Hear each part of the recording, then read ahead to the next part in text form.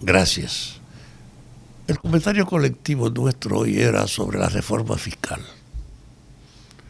Y yo creo que es un tema de alto interés y trascendencia porque depende en cierta medida de la propia estabilidad posible de la economía y la política dominicana.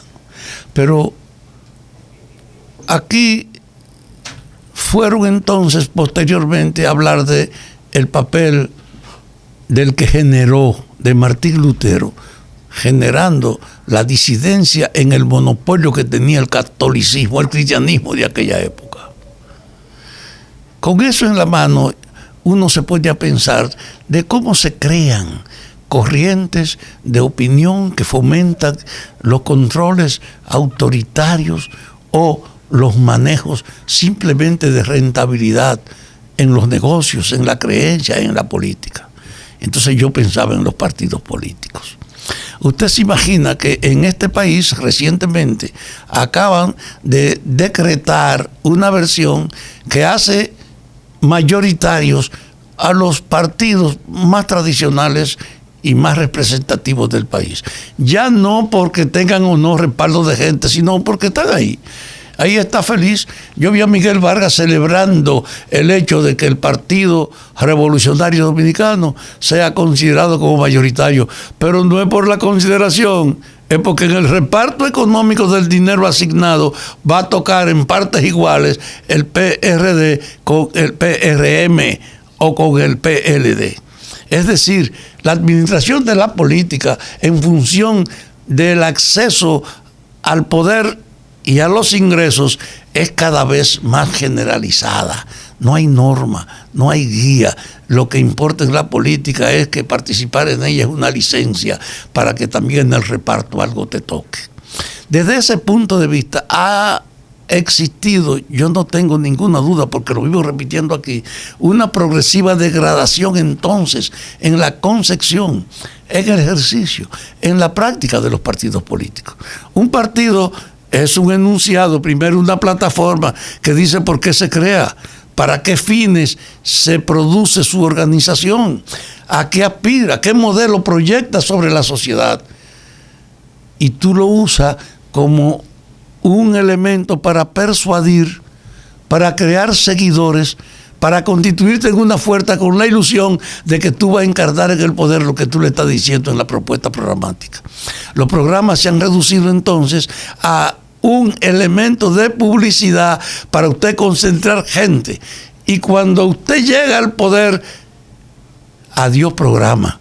Entonces viene la gestión de la práctica, del problema de lo real, de cómo tú administras la distribución, de cómo cada quien ya no se siente parte del discurso que usó para atraer a otros, sino cada quien lo que ve es en qué medida puede aprovechar el poder. Y la idea de que el poder es una oportunidad para que cada quien le saque ventaja está manoseada, generalizada, impuesta en la dinámica misma del poder en función de que el político que no aprovecha el poder es un pendejo y te desprecian porque el poder es para usar las funciones de la política desde un punto de vista particular que te beneficia a ti o a tus amigos.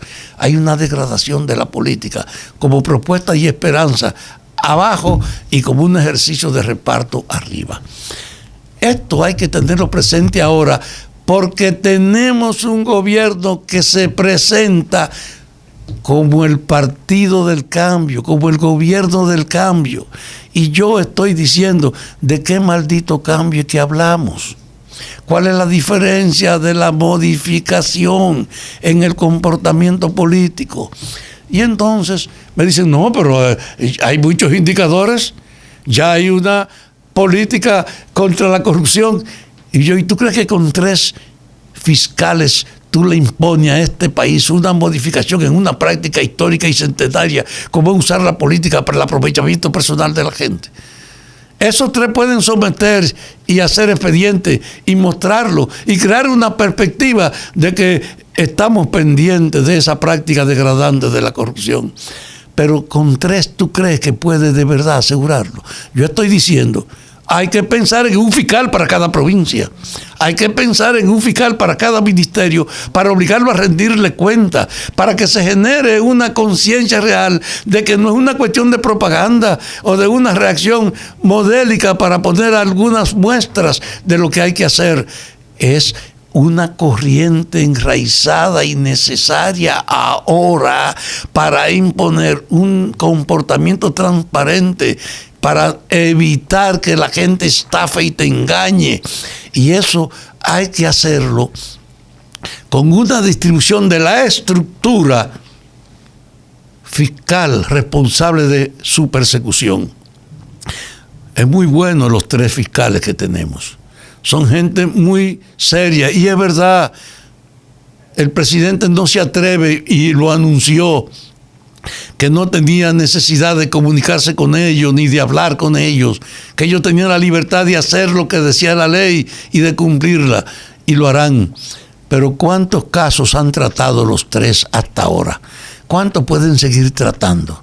Y entonces la gente ve y usa como un recurso precisamente de la degradación de la política y de la competencia lo que pueden ser ahora enjuiciados por corruptos, y usted lo usa para quitarle su influencia, su poder, para degradarlo. Pero en el fondo usted no instaura una práctica que la transparencia sea efectiva, que en todos los sitios donde se administre fondos sea claro hacia dónde van, que en ninguna parte usted tenga en la lista a nadie nombrado para, en nombre de un nombramiento, darle un dinero sin que él ejerza ninguna función. Este país está lleno de parásitos. Este es un partido que lo mismo ocurre con las compras, con la administración de los recursos públicos. Tú pones una cantidad de mercancía que tú vas a recibir y tú recibes la tercera parte de esa para repartirte el dinero entre los otros. Y como no hay de allí que te lo fiscalice, es una práctica de tú plantear de la primera calidad del arroz y te venden la cola, si hubiese lugar, del cuarto sitio y tú lo pagas como el primero, además de que tiene menos volumen, menos peso de lo que tú dices. Es decir, hay una corrupción generalizada, instrumentalizada en las prácticas, que para tú sacudir ese componente del ejercicio de la autoridad, tiene que tener una voluntad de verdad, de encarnar el espíritu del cambio, no como promoción, sino como necesidad renovadora. Yo insisto, aquí hay 200 y pico de ayuntamientos y de direcciones de municipios de esos departamentos que hay en el país. Y tú te preguntas, ¿y es verdad que en esos sitios hay fiscalización? Que toda esa estructura del poder están sometidas a una práctica donde no se están repitiendo estos procesos mañosos de la distribución de los recursos y de la justificación aparente en papeles, pero no verificable en los hechos. No, no es verdad. Una muestra que ni siquiera denuncias de ayuntamiento aparecen todavía.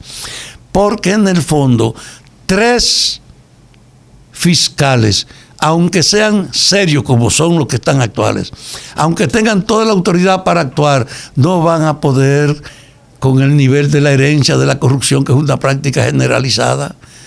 En los ministerios no ha habido todavía una rendición de cuentas que te diga cuántos personajes habían ahí nombrados que no trabajaban, cuánto en los gastos estaban hechos para encubrir distribución y robo, porque ni la cantidad de lo que se decía que recibían se entregaban, ni la calidad de lo que recibía correspondía a los hechos, sino que era una manera de justificar los repartos.